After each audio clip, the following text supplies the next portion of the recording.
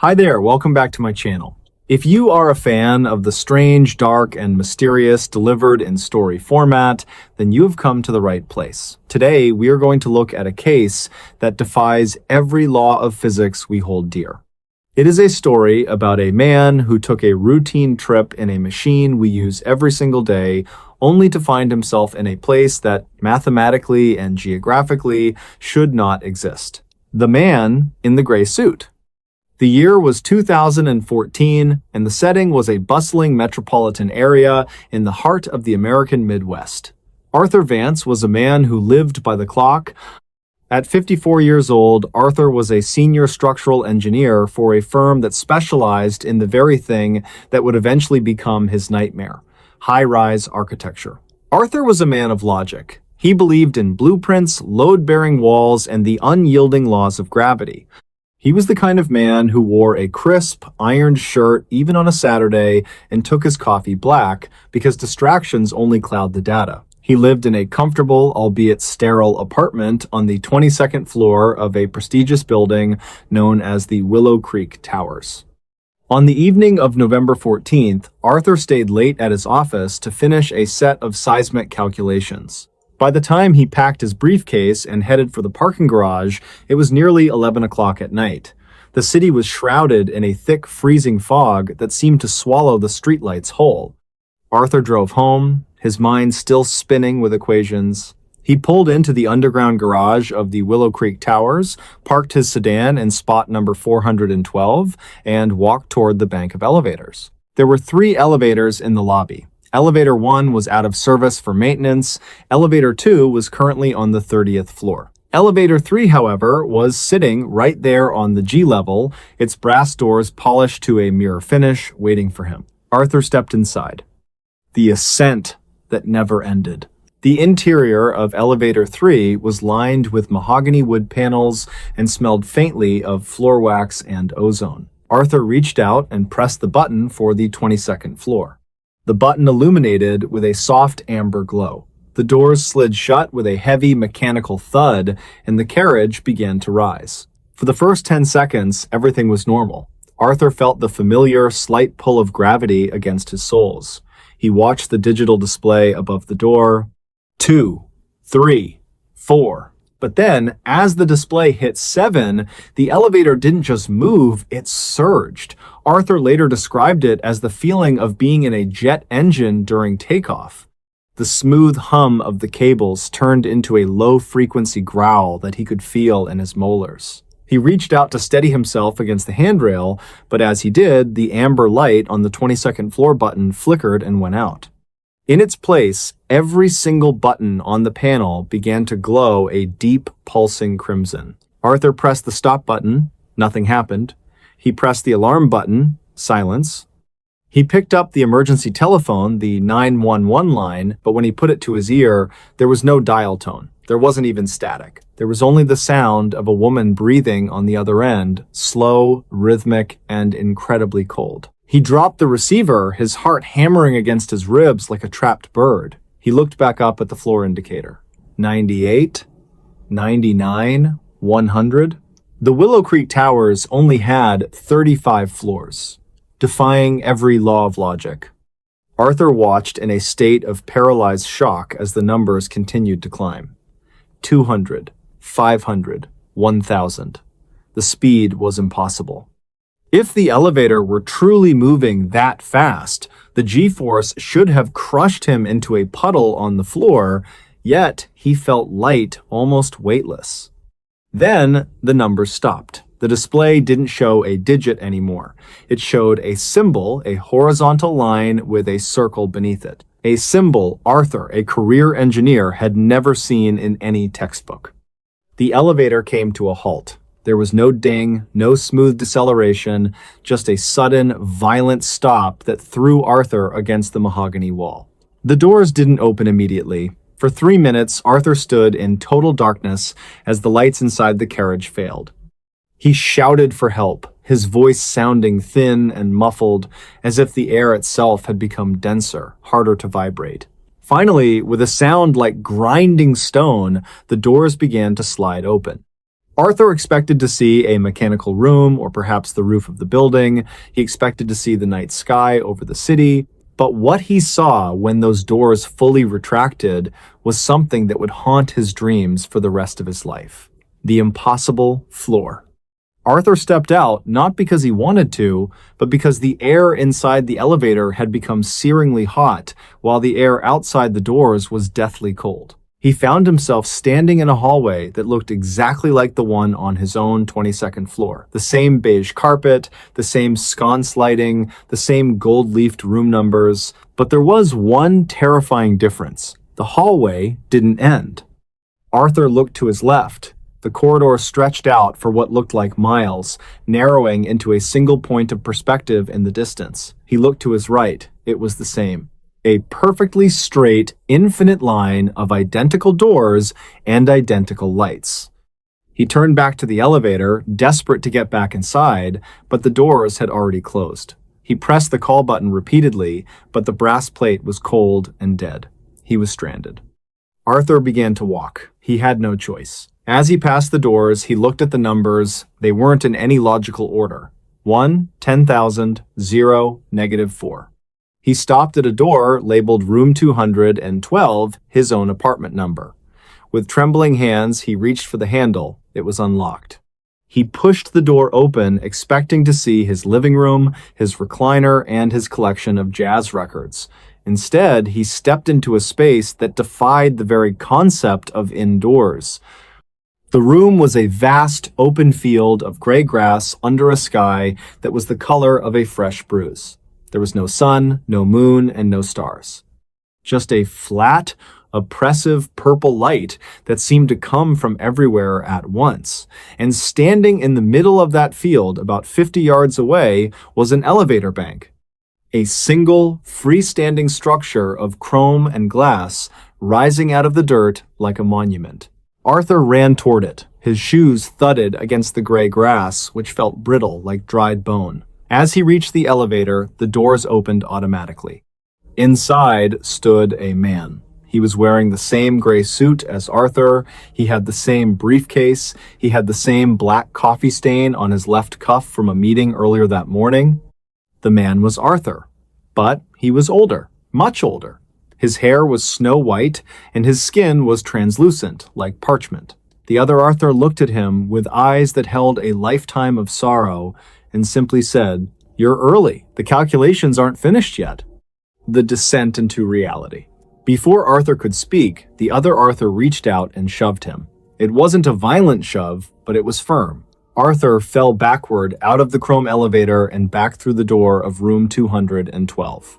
He didn't hit the floor of his apartment, he hit the carpet of the infinite hallway. The door slammed shut and vanished, leaving only a blank beige wall. Suddenly, the hallway began to shake. The lights flickered and began to explode one by one, moving toward him like a wave of darkness. Arthur scrambled back toward the original elevator, the one that had brought him here. Miraculously, the doors were open. He dived inside just as the last light in the hallway went out. He didn't press a button. He didn't have to. The elevator began to descend. But it wasn't the violent, high-speed ascent from before. This was a slow, agonizing crawl.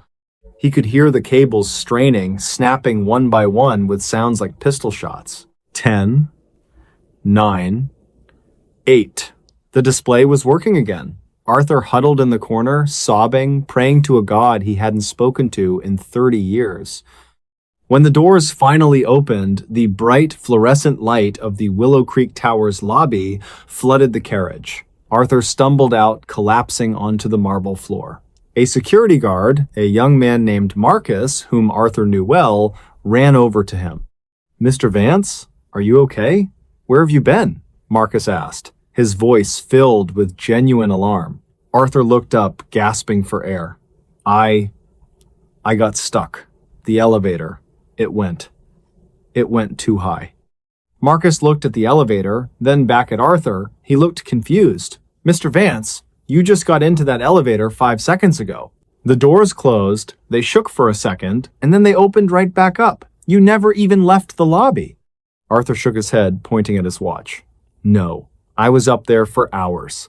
Look at the time! He held up his wrist. His watch, a high-end Swiss mechanical piece, was no longer ticking. The hands were spinning wildly in clockwise circles, moving so fast they were a blur. And then Arthur looked down at his hands. When he had entered the elevator, his hands were the hands of a 54-year-old man. Now they were wrinkled, spotted with age, and his fingernails were long and yellowed. He looked into the reflection of the polished brass elevator doors. The man looking back at him wasn't the Arthur Vance who had stayed late to do seismic calculations. It was the man from the field. His hair was white. He had aged 30 years in the span of 5 seconds. The aftermath. Arthur Vance was taken to the hospital that night. The doctors were baffled. They had medical records from his checkup just 2 months prior, showing a man in peak health for his age. Now, they were looking at a man whose cellular degradation suggested he was at least 85 years old.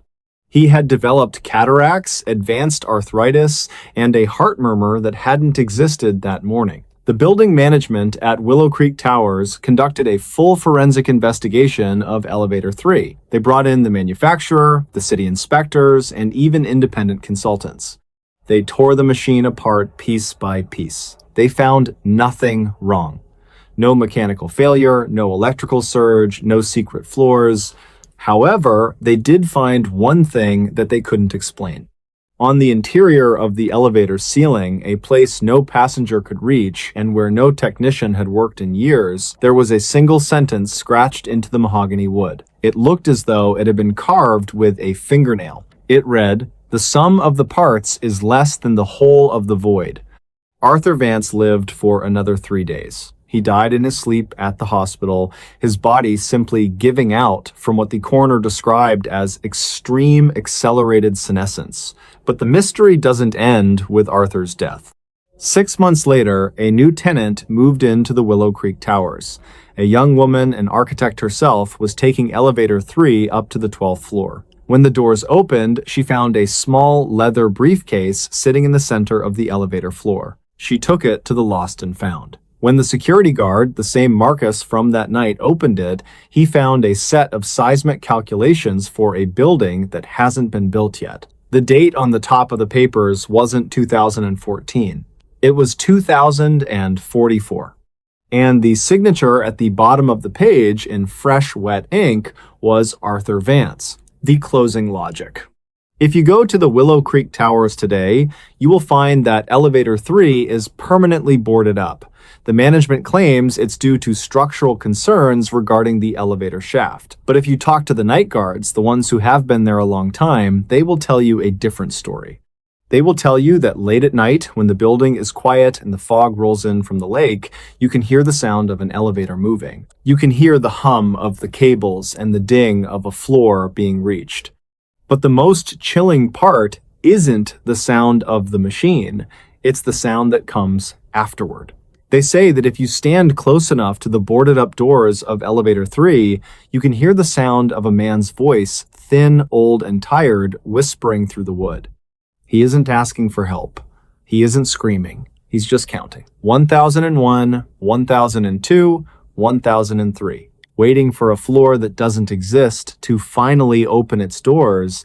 Hi there, welcome back to my channel. If you are a fan of the strange, dark, and mysterious delivered in story format, then you have come to the right place. Today's story involves a man of logic, a house with a hidden history, and a physical impossibility that defied every law of physics known to man. The man of solid ground. To understand how truly impossible this story is, you first have to understand the man it happened to. Arthur Penhaligon was 64 years old in the year 2022. Arthur was not a man given to flights of fancy. He was not a man who watched ghost hunting shows or believed in urban legends. In fact, for 40 years, Arthur had made his living as a structural engineer in the city of Boston. He was the kind of man who looked at a skyscraper and did not see a monument to human achievement. He saw a complex series of load-bearing calculations, wind shear resistances, and geological stability reports. His entire world was built on the back of mathematics, reinforced steel, and the absolute certainty of blueprints. If a wall was there, it was there for a reason. If a foundation was cracking, there was a geological explanation for it. In Arthur's world, 2 plus 2 always equaled 4, and doors did not simply appear out of thin air. He was a widower, his wife having passed away 5 years prior, and he found solace in the rigid, predictable laws of the physical world. In the autumn of 2022, Arthur decided it was finally time to retire. He wanted to get away from the noise of the city and the constant pressure of safety inspections. He purchased a home in the rural outskirts of western Massachusetts near a small, quiet town called Oak Haven. The house was a massive, sprawling Victorian built in the late 1800s. It was a fixer-upper, as they say, but for a man with Arthur's skills, it was the perfect project to keep his mind sharp during his golden years. He relished the idea of stripping back the decades of neglect to find the solid bones of the structure underneath. The layout of the second floor. The house sat on 22 acres of dense woodland, mostly oak and pine, that seemed to crowd in on the property as if trying to reclaim it. It was a 3-story structure with a wraparound porch and a cellar that smelled of damp earth and old coal. But the focus of our story is the second floor hallway. Now, picture this hallway. It was long, narrow, and lined with dark mahogany paneling that had grown dim with age. On the left side of the hallway, there were 3 doors leading to bedrooms. On the right side, there was only a solid, unbroken wall of brick and plaster. The reason that right side wall was solid was simple. It was the exterior of the massive central chimney stack that ran from the massive cast iron furnace in the basement all the way up through the center of the house and out the roof.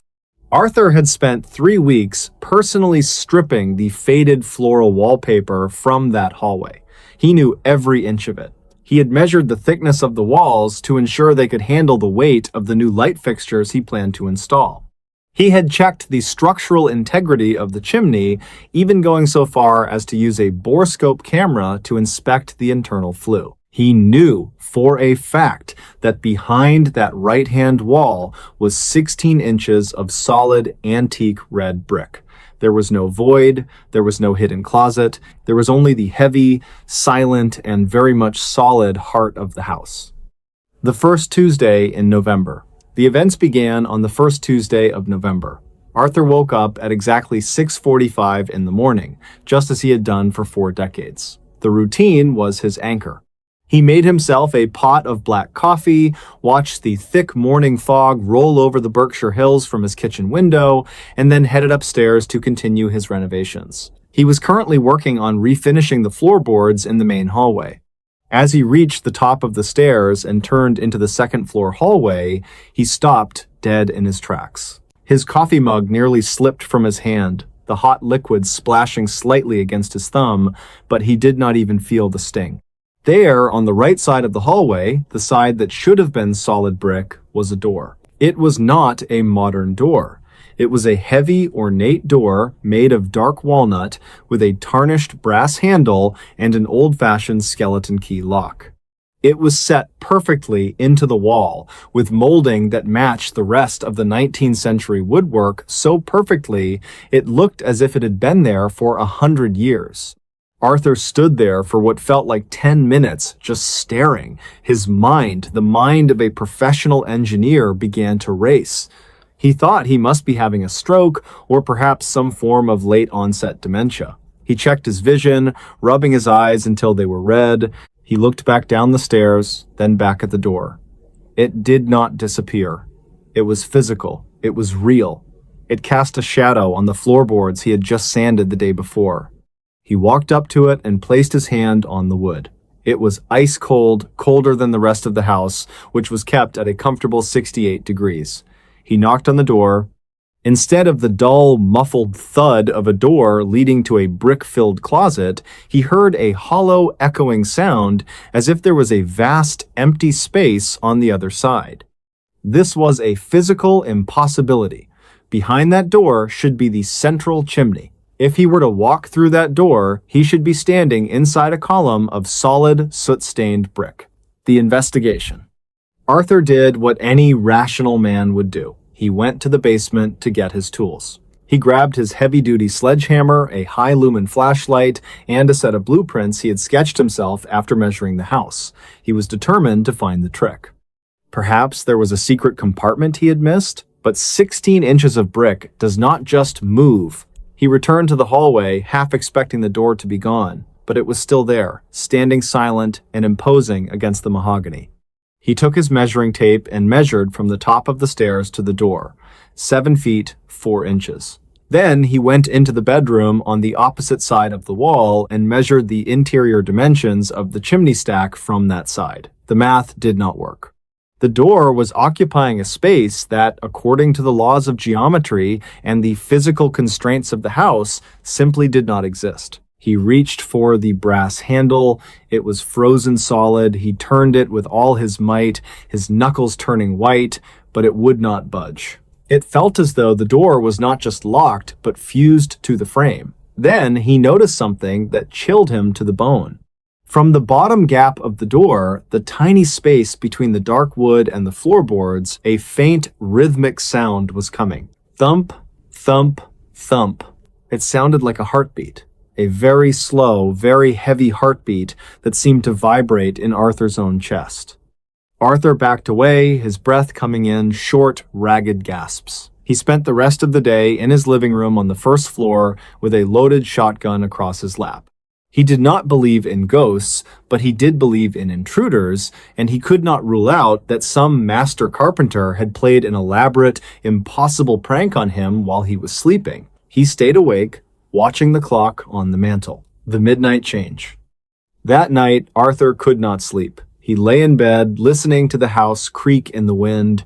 Every sound was magnified. Every groan of the timber felt like a footstep. At exactly 3:17 in the morning, he heard a sound that made his blood run cold. Creak! It was the unmistakable sound of a heavy door swinging open on ungreased hinges. It was loud, echoing through the empty house like a scream. Arthur grabbed his flashlight and his shotgun and ran to the hallway. He rounded the corner, his heart hammering against his ribs like a trapped bird. The door was wide open. He shone his light into the doorway, fully expecting to see the red brick of the chimney or perhaps a dusty, forgotten closet. Instead, the beam of his light went out and out and out. The light did not hit a back wall. It did not hit a floor. On the other side of that door was a forest. Arthur stepped closer, his knees shaking so violently he had to lean against the doorframe. He stood in the doorway of his second-floor hallway and looked out into a moonlit woods that looked nothing like the Massachusetts landscape. The trees were massive, with white bark that seemed to glow with a faint phosphorescence and leaves that looked like silver coins. The air that wafted into his hallway did not smell like old wood or dust. It smelled like ozone, damp moss, and something metallic, like a copper penny on the tongue. There was no sky, at least not one he recognized. Above the silver trees was a swirling expanse of violet and deep gray clouds that moved with a terrifying speed. And then he saw the footprints. Leading from the forest, across the threshold of the walnut door and onto his hallway carpet were wet, muddy footprints. They were large, significantly larger than a man's, and they had only 4 toes. They were fresh. The mud was still glistening in the light of his flashlight. They led right up to where Arthur was standing, and then they simply stopped. The confrontation. Arthur felt a presence behind him. It was not a sound, but a sudden, violent change in the air pressure, the way your ears pop when a plane descends too quickly. A heaviness settled over the hallway, a weight so thick it felt like trying to breathe underwater. He turned around slowly, swinging his flashlight in a wide arc. The hallway was empty. There was nothing there but the shadows and his own terrified reflection in a mirror at the end of the hall. But when he turned back to the door, it was closing. He lunged for the handle, driven by a desperate, panicked need to see where that forest went, to understand how a door could lead to another world from the middle of a brick chimney. But as his hand touched the wood, the door slammed shut with the force of a gale wind. The sound was deafening. It was not the sound of wood hitting wood, it was the sound of a mountain cracking. It echoed through the house like a cannon blast, shattering the glass in the light fixtures and knocking Arthur backward. He hit the opposite wall and slumped to the floor, his ears ringing. When he looked up, the door was gone. Not just closed, not just hidden, gone. Where the walnut door had been seconds before, there was only the solid, mahogany-paneled wall. He scrambled to his feet, his hands trembling so much he dropped his flashlight. He began tearing at the wood with his bare hands, his fingernails bleeding as he clawed at the paneling. He grabbed his sledgehammer and swung it with everything he had left in his body. The hammer hit the wall and rebounded with a bone-jarring vibration that nearly broke his wrists. He had hit solid brick. He swung again and again, screaming in frustration and terror, until he had smashed through the mahogany paneling and the plaster behind it. There, revealed in the flickering light of his fallen flashlight, was the red brick of the chimney. It was dry, covered in a century of dust, and completely, utterly solid. There was no room for a door, there was no room for a forest, there was only the cold, hard reality of the house. The aftermath. Arthur Penhaligon did not stay in that house another night. He did not even wait for the sun to come up. He threw a few bags into his car and drove to a motel in town where he sat in the lobby until the manager arrived at 7 in the morning. He stayed there until he could arrange for a moving crew to pack up his things. But here is the part of the story that truly defies logic, the part that keeps Arthur awake in the middle of the night. When the movers arrived 3 days later to help Arthur take his belongings out of the house, they found him standing in the second-floor hallway staring at the floor. He had not gone back inside until he was accompanied by 4 large men. The movers asked him what was wrong. Arthur did not speak. He simply pointed to the carpet. There, dried into the fabric of the expensive rug he had bought just a month prior, were 3 large muddy footprints. Each footprint had only 4 toes. They were perfectly preserved, a physical testament to something that should not exist. Arthur took a sample of that mud, he scraped it into a glass jar and sent it to a laboratory at the University of Massachusetts. He did not tell them the truth of where it came from, he just asked for a detailed analysis of the soil composition and any organic matter within it. 2 weeks later, he received a phone call from a very confused geologist at the university. The geologist told him that the soil sample was an anomaly. It contained a high concentration of minerals that were not found anywhere in the New England area. In fact, they were not found anywhere on the North American continent. The closest match for the soil composition was from a remote region in the Ural Mountains of Russia, but even then, there were organic compounds in the mud pollen from trees and spores from fungi that the university could not identify as belonging to any known species on Earth. The geologist asked Arthur where he had found it. Arthur hung up the phone. Arthur Penhaligon sold the house at a massive loss, nearly $200,000 less than he had paid for it. He did not care about the money. He moved into a small, modern apartment in the heart of Boston, a place made of glass and reinforced steel, a place with no history, no chimneys, and a place where every door led exactly where it was supposed to lead. He never spoke of the event to his friends or his grown children, fearing they would think his mind had finally succumbed to age and the grief of losing his wife.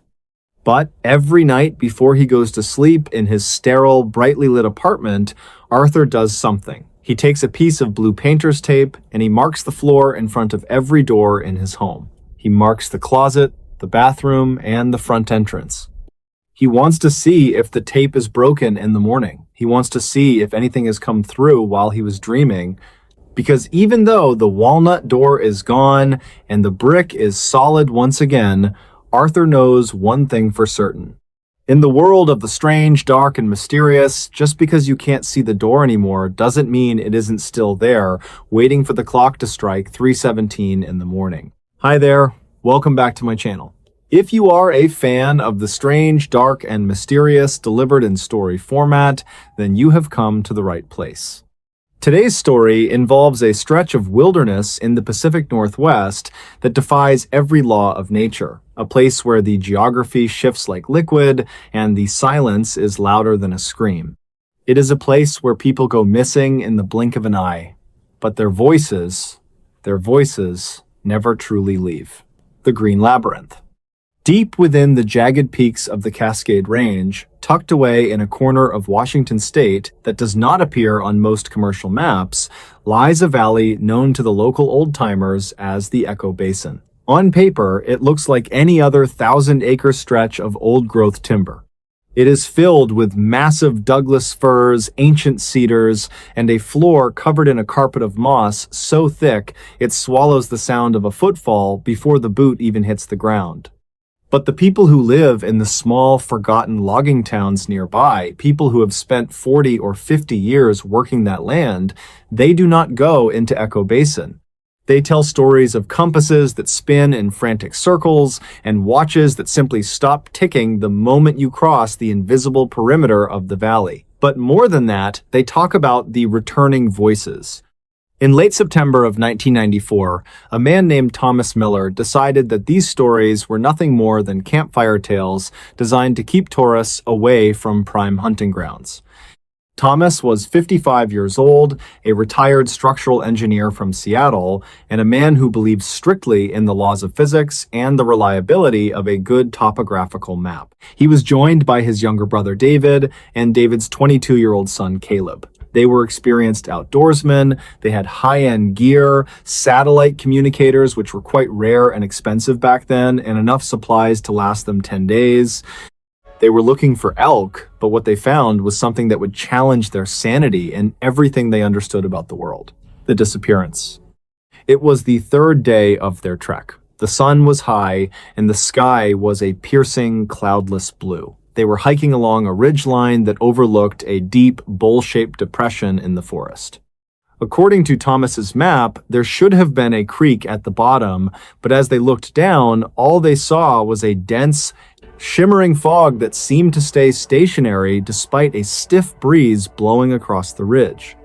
Thomas paused to adjust the straps on his pack. He was standing exactly 6 feet away from Caleb. David was maybe 10 yards ahead, scanning the tree line with his binoculars. The air was unusually still, lacking the typical chirping of birds or the rustle of squirrels in the underbrush. It was that heavy, expectant silence you sometimes feel right before a massive thunderstorm rolls in. "Hey Caleb," Thomas said, his voice low, "check the GPS. I think the elevation reading is off." There was no answer. Thomas looked up. Caleb was gone. Now, you have to understand, there were no bushes for him to duck behind, there was no sound of a struggle, no snap of a twig, and certainly no cry for help. 1 second. Caleb was standing there, his bright orange vest vivid against the green backdrop. The next second, there was nothing but empty air. It was as if the world had simply decided that Caleb no longer existed in that specific coordinate of space. Thomas shouted for David. Within seconds, the two brothers were scouring the immediate area. They were certain Caleb had just stepped off the trail, or perhaps found a sudden drop-off that was hidden by the moss. But the ground where Caleb had been standing was solid rock and packed dirt. There were no footprints leading away, no scuff marks, no broken branches. It was as if he had been erased from the frame of a film. They searched for 4 hours, their voices growing hoarse as they screamed Caleb's name into the valley. The sun began to descend, casting long, distorted shadows that seemed to stretch and pull like taffy across the forest floor, and that is when the first impossible thing happened. The first echo. As the sun began to dip behind the peaks, David stopped dead in his tracks. He held up a hand, signaling for Thomas to be quiet. His face had gone a sickly shade of gray, the kind of color you only see on someone who is witnessing something that should not be possible. "Did you hear that?" David whispered. From the dense fog down in the basin, a voice drifted up toward them. It was clear, crisp, and unmistakable. It didn't have the muffled quality of someone shouting from a distance. It sounded like it was being spoken right into their ears. "Dad? Uncle Tom? I think the elevation reading is off."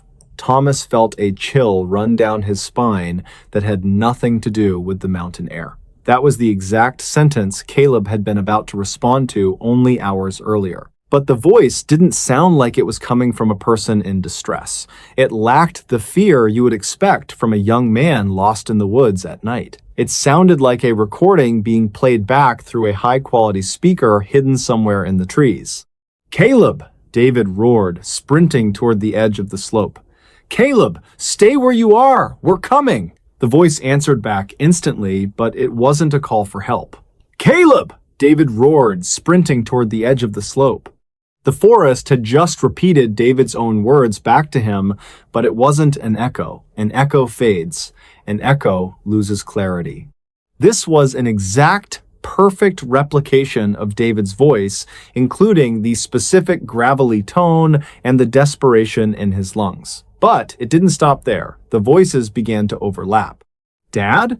Uncle Tom? I think the elevation reading is off." "Caleb!" David roared. "Stay where you are!" The sounds were coming from different directions now, from the tops of the 100-foot cedars, from beneath the mossy rocks. It was a cacophony of their own voices, playing back out of sequence, defying the laws of acoustics. It was as if the forest was a giant tape recorder that had begun to glitch, playing fragments of their afternoon back to them in a terrifying loop. The search and rescue. By the next morning, David and Thomas had managed to trigger their emergency beacon.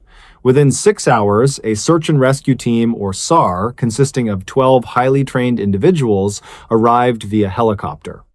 However, the pilot refused to land in the basin itself. He reported that his instruments were swinging wildly and his fuel gauge was fluctuating between full and empty every few seconds. They had to hover just above the ridge and fast rope the team down. The lead ranger was a man named Silas Thorne. Silas had spent 30 years finding lost hikers in the most unforgiving terrain in North America. He was a stoic, no-nonsense veteran who had seen everything from bear attacks to people suffering from high-altitude psychosis. He was the kind of man who didn't believe in ghosts, only in tracks, scat, and thermal signatures. Thomas and David tried to explain what had happened, but how do you tell a rational government employee that the forest is stealing voices?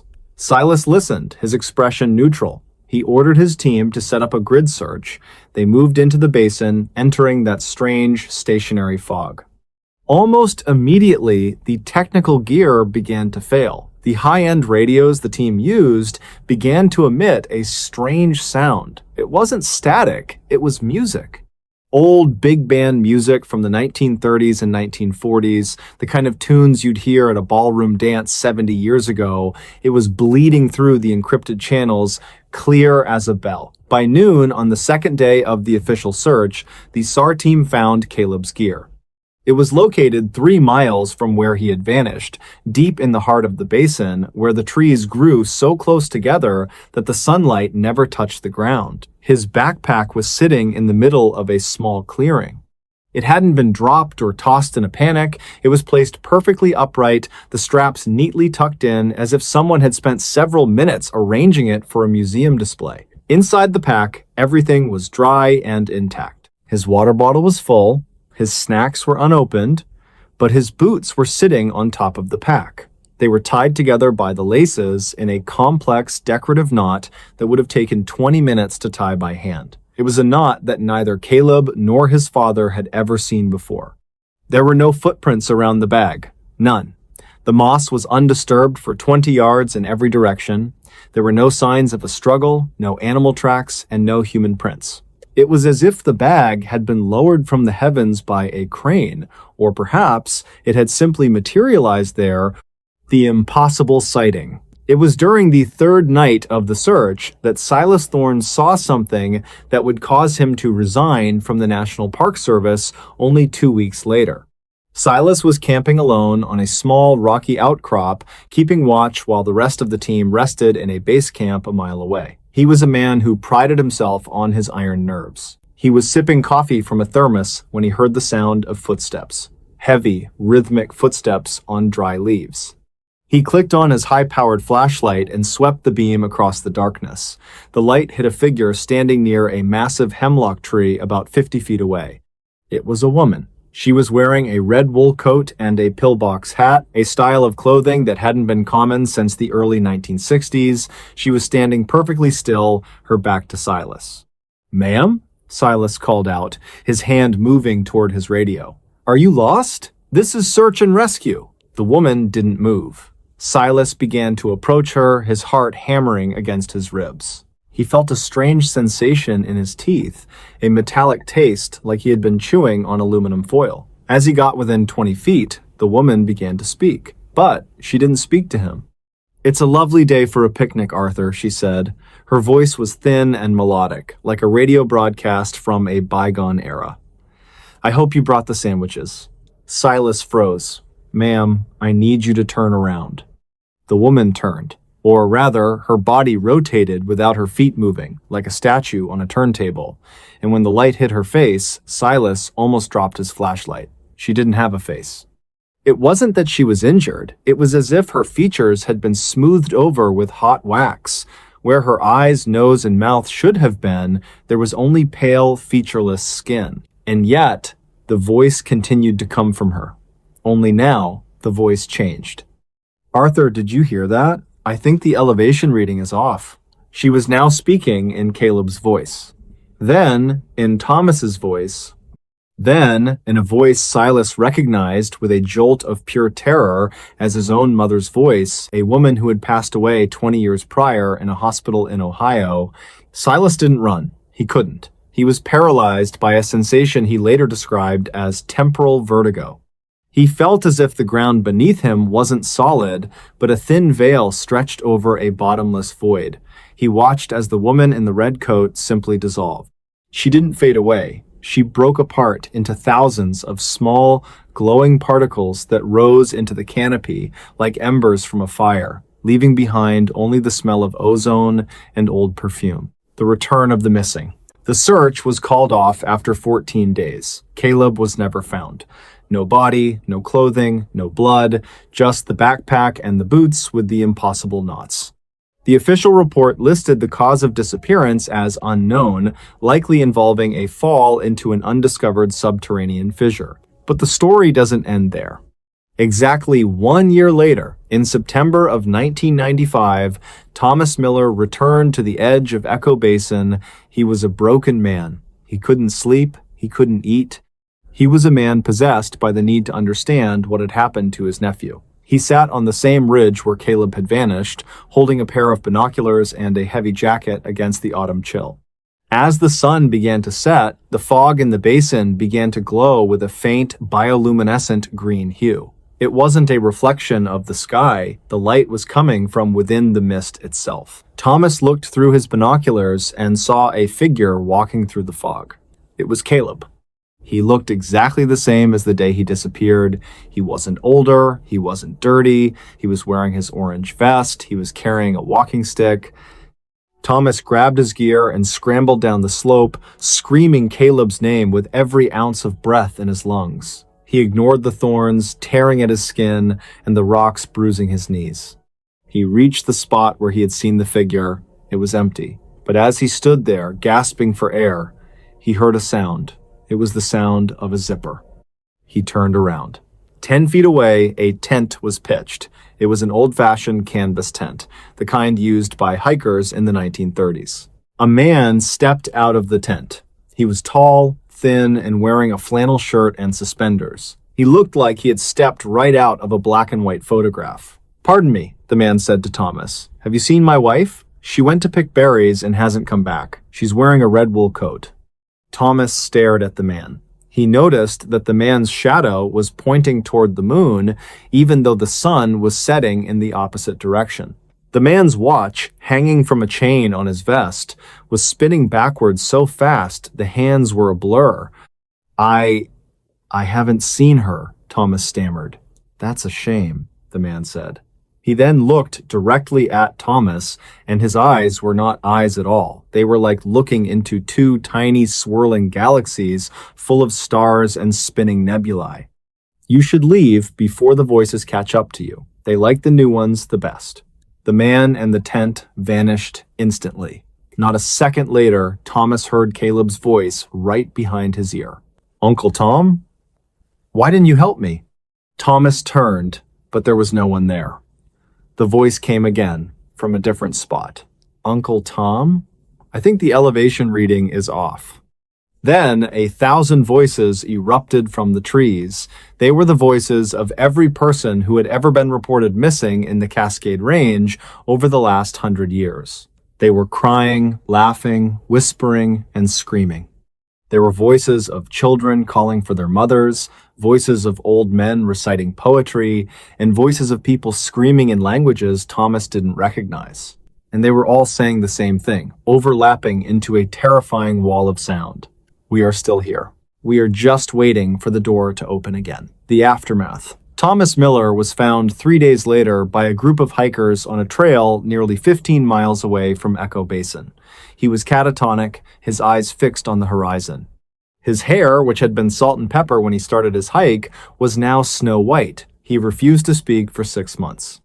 When he finally did talk to investigators, he told them a story that was so nonsensical they filed it under acute psychological trauma. He told them that the forest wasn't a place, but a predator. He said that Echo Basin was a glitch in the fabric of reality, a place where time folds over on itself like a piece of paper being creased by an invisible hand. He claimed that the people who go missing aren't dead in the traditional sense, they are recorded. The forest takes their image and their voice and plays them back to lure in the next victim. It uses the voices of the loved ones to draw searchers deeper into the areas where the physics of our world cease to function. He believed that Caleb was trapped in a loop of time, forever standing 6 feet away from his uncle, forever waiting for an answer that would never come. Today, if you go to the National Park Archives and look for the files on Echo Basin, you will find that a significant portion of the records from the 1990s are restricted or missing. The area has been officially designated as a protected wildlife corridor, and hiking is strictly prohibited. There are signs posted every 50 yards along the perimeter that read, "Danger, unstable terrain. Do not enter." But if you talk to the pilots who fly the mail runs over those mountains, they will tell you that on certain nights, when the moon is full and the air is still, they can hear things on their headsets that shouldn't be there. They hear the voices of hikers from 30 years ago calling for their fathers. They hear the sound of big band music playing over the emergency frequencies. And sometimes they see a single bright orange vest moving through the trees in a place where no human being could possibly survive. The Forest of Echoes remains one of the great unsolved mysteries of the American West. It defies logic, it defies science, and it stands as a chilling reminder that there are still places on this earth where the strange, dark, and mysterious isn't just a story, it's the local reality. Hi there, welcome back to my channel. If you're a fan of the strange, dark, and mysterious delivered in story format, then you've come to the right place. Today, we're going into the deep woods of the Pacific Northwest, specifically into the rugged terrain of the Cascade Range in Washington State. This is a place where the trees are so thick they seem to swallow the light, and where the silence isn't just an absence of noise, it's a presence. But the story we're telling today isn't about a hiker getting lost or a legendary creature in the brush. It's about something far more unsettling.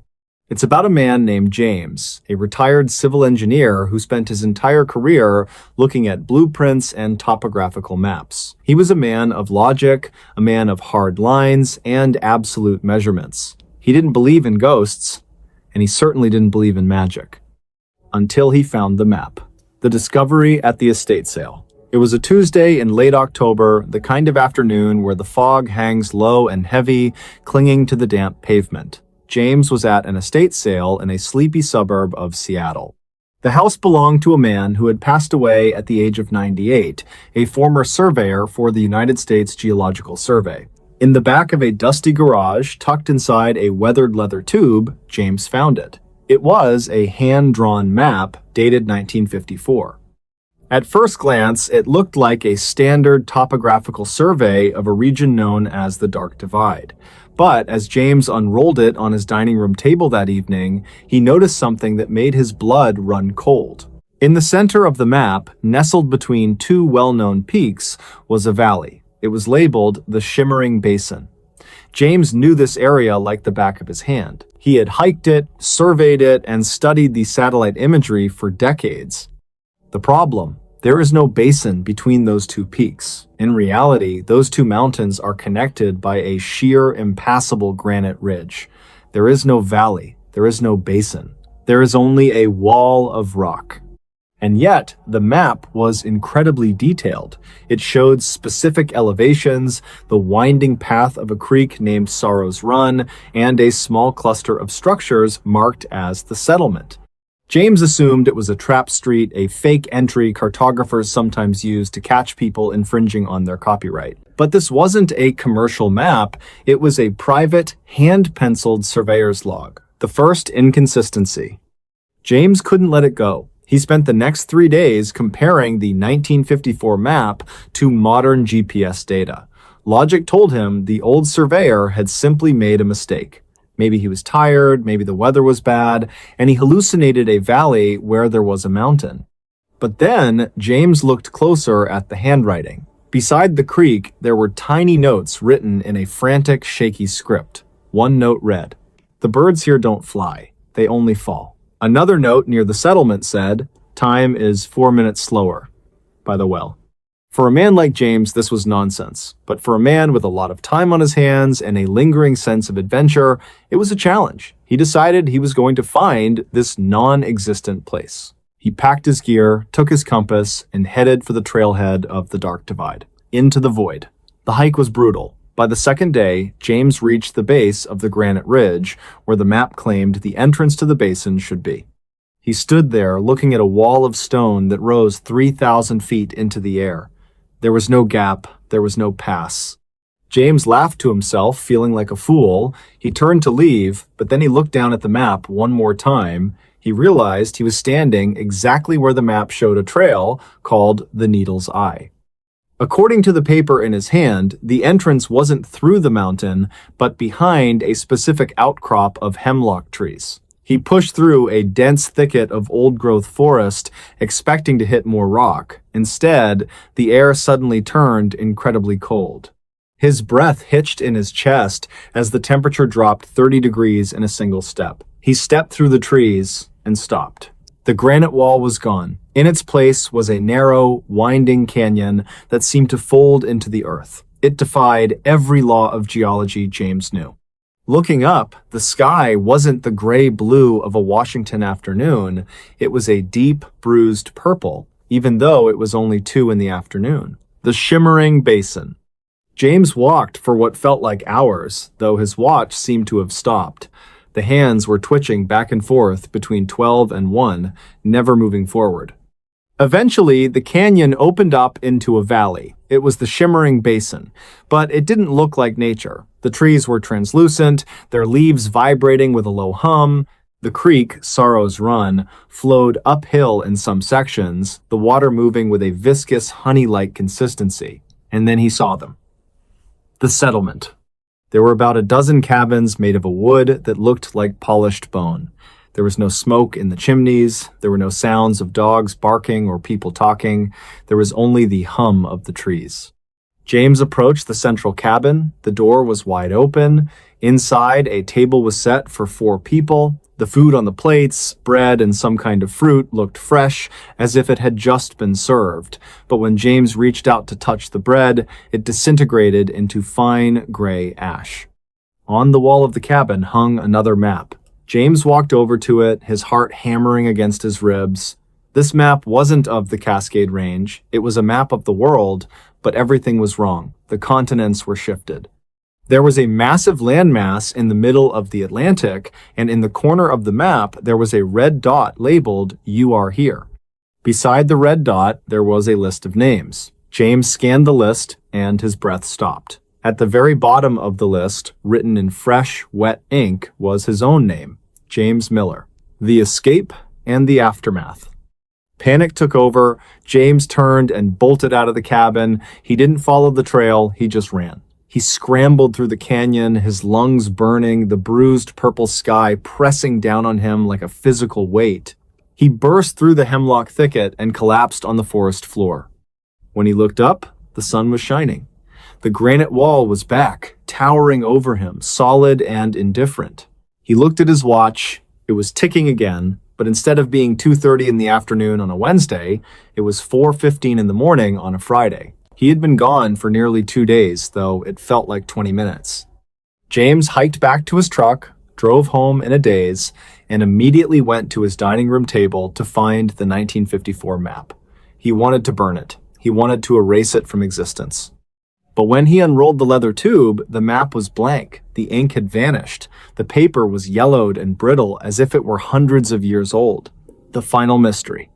James never told anyone the full story until he sat down with a researcher years later. He spent the rest of his life avoiding the mountains.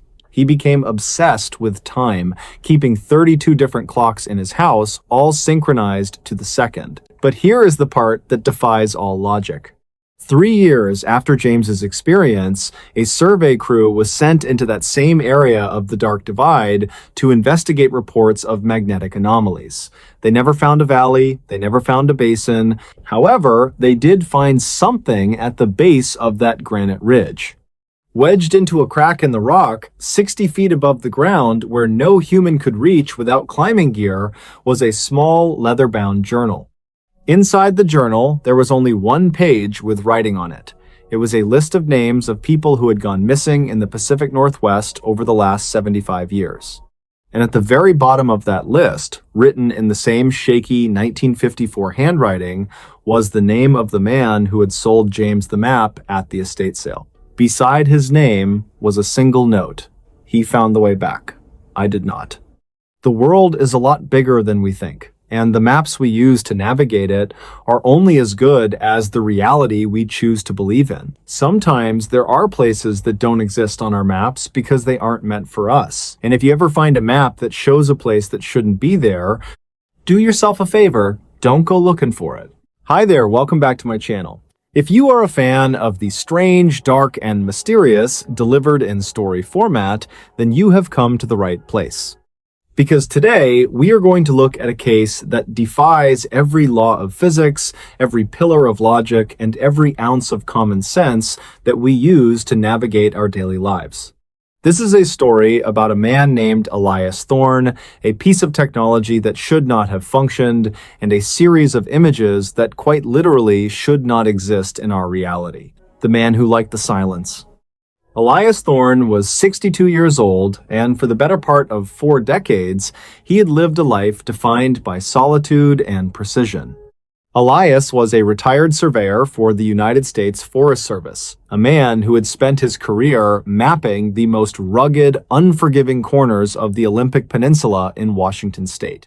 When you spend that much time in the deep woods, in places where the moss grows so thick it swallows the sound of your own footsteps, you develop a certain relationship with the world. You learn that nature is not just trees and dirt, it is a living, breathing entity that occasionally likes to keep secrets. Elias lived in a small, hand-built cabin about 20 miles outside of Port Angeles. He was a man of routine. He woke up at 5 in the morning, brewed a pot of black coffee, and spent his afternoons as an amateur wildlife photographer. But Elias was not looking for pretty pictures of deer to put on a calendar. He was obsessed with the unseen. He wanted to capture the moments when nature thought no one was watching. To do this, he utilized high-end, motion-activated trail cameras, devices designed to withstand the harshest elements and trigger at the slightest hint of movement. In the late autumn of 2024, Elias decided to venture into an area known locally as the Gray Shallows. It was a valley that did not appear on most tourist maps because, frankly, there was no reason for a tourist to go there. The terrain was a nightmare of jagged limestone and widowmakers, which are dead trees leaning precariously against their neighbors, waiting for a gust of wind to bring them crashing down. It was a place where global positioning system signals went to die and where the fog seemed to settle into the earth like a heavy, wet blanket. The discovery in the shallows.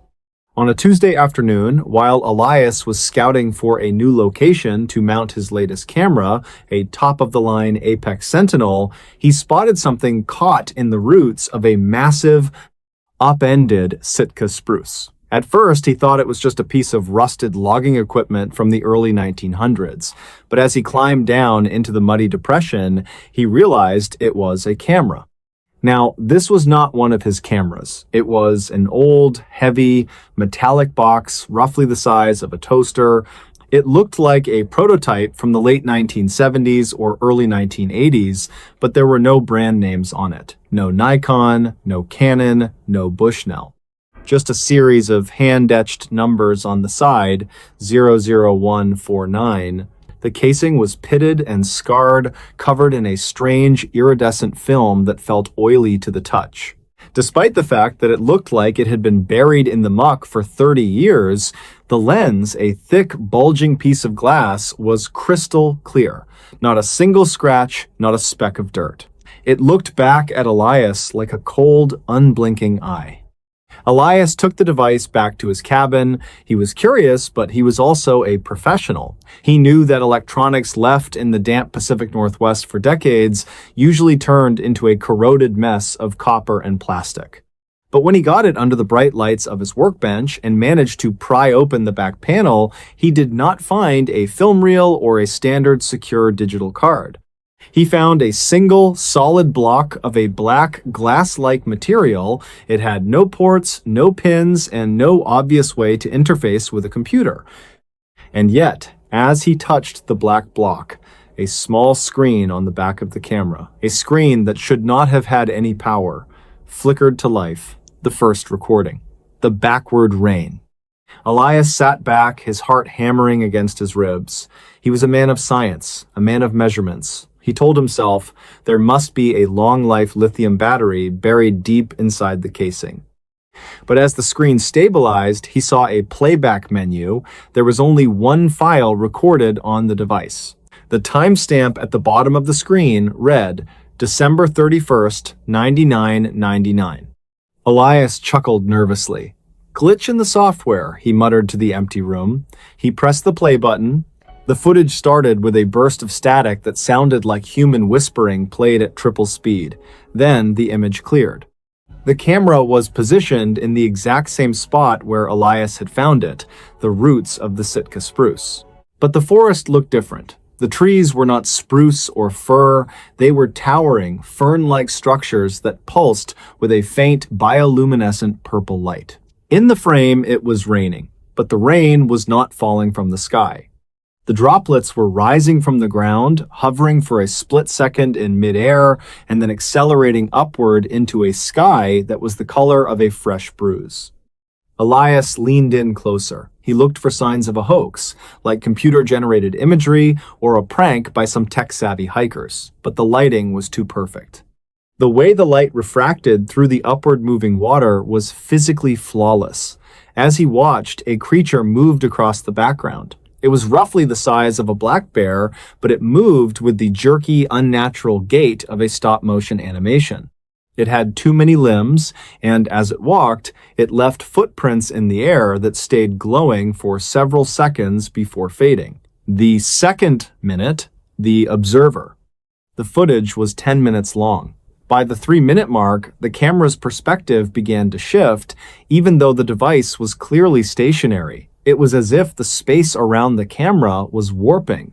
The trees began to melt like wax, flowing into one another until the landscape was a flat, shimmering plain of obsidian. Then, a figure appeared.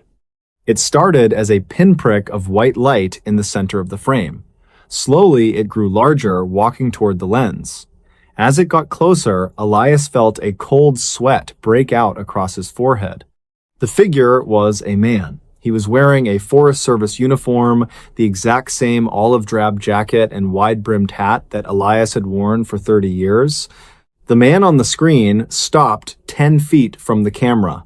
He turned his head, and Elias let out a choked gasp. The man was Elias, but not the Elias Thorne, who was 62 years old.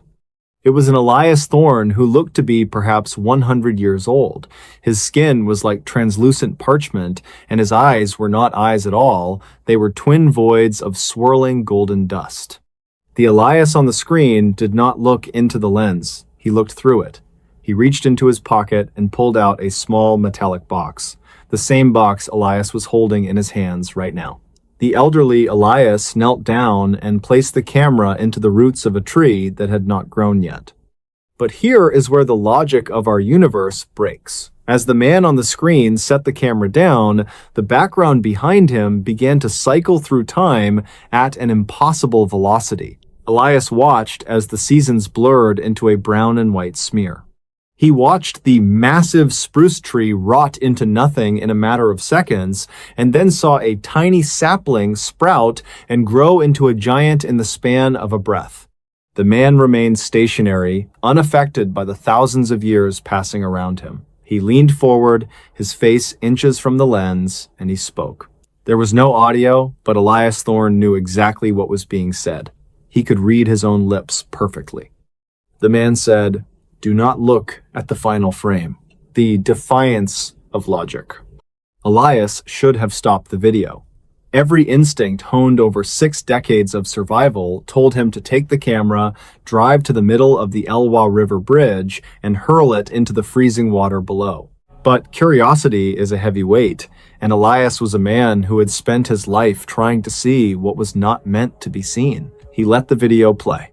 At the 8-minute mark, the footage stopped being a recording of a place and began to look like a recording of everything. The screen split into thousands of tiny subframes. In one, Elias saw his own birth in 1962. In another, he saw his father's funeral in 1998.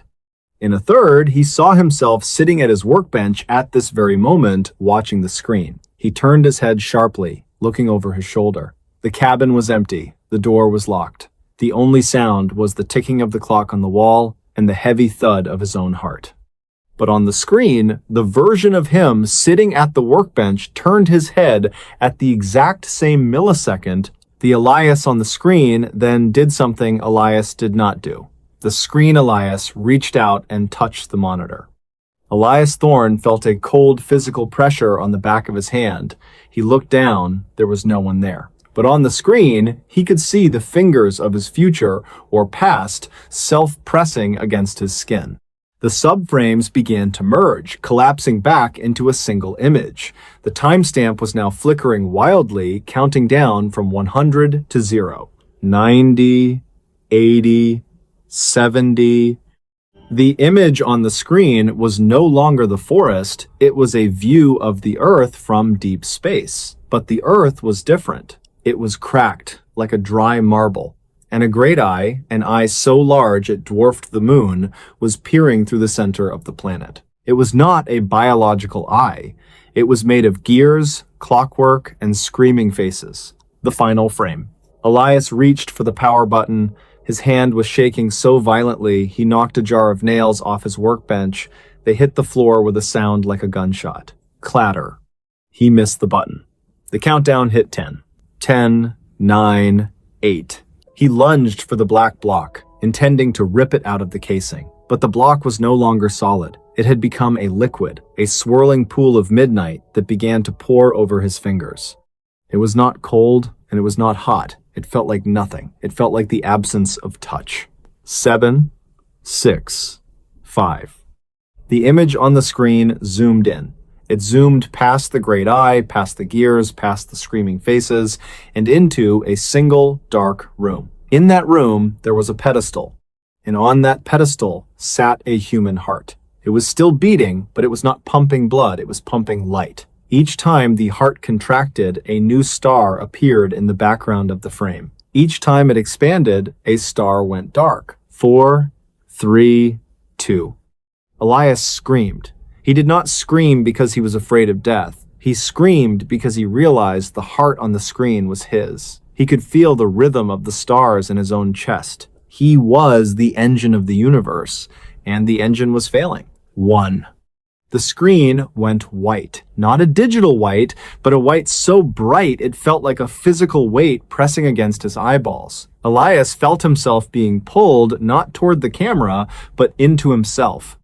The cabin, the trees, the Olympic Peninsula, the entire state of Washington, it all folded inward like a piece of paper being crumpled by a giant hand. The aftermath. On Wednesday morning, a neighbor named Miller, who lived about 2 miles down the road, noticed that Elias's chimney was not smoking. This was unusual.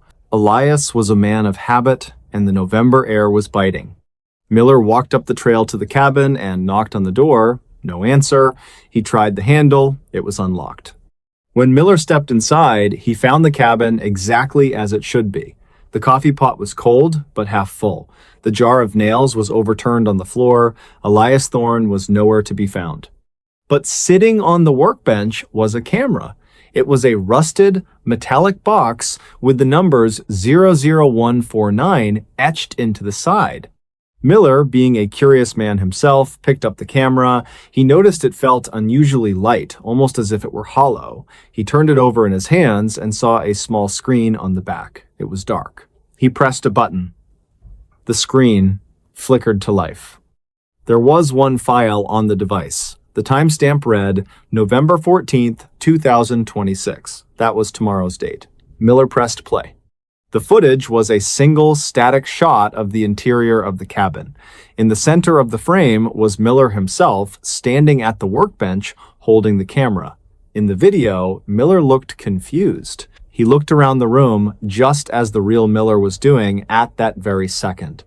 But in the video, behind Miller, a door that led to the cellar, a door that Miller knew was bolted shut, slowly began to creak open. In the real cabin, Miller heard the bolt slide back. He did not turn around. He could not. His eyes were locked on the screen of the camera. On the display, he saw a hand reach out from the darkness of the cellar. It was a hand with translucent skin, like parchment. It reached for Miller's shoulder. The real Miller felt a cold, dry palm press against his jacket. And then the camera's battery died. When the local sheriff arrived 3 hours later, the cabin was empty. There were no signs of a struggle, no blood, no forced entry. The only thing they found was a trail camera sitting on the workbench. When the forensic team tried to power it on, they found that the interior of the camera was completely empty. No wires, no motherboards, no battery. It was just an empty metal box with a lens made of common glass. Elias Thorne and Miller were never seen again. Some say they are still out there in the gray shallows, caught in a loop of time that refuses to let them go. Others say that some things are recorded not because they happened, but because the act of recording them makes them happen. But if you ever find yourself hiking in the Pacific Northwest and you see an old rusted box tucked into the roots of a tree, do yourself a favor, leave it there. Because some things are meant to be seen by the woods, and the woods alone.